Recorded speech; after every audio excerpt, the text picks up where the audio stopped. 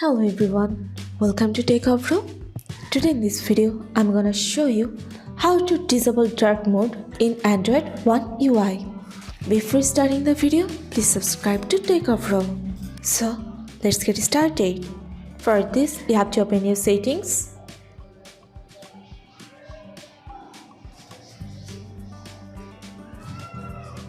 Now scroll down and search for display and brightness. Press on this. Here you can see dark theme.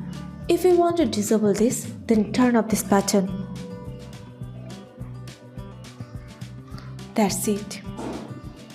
So this is how to disable dark mode in Android One UI. So guys, that's it. You can do this. I think this video is very helpful to you.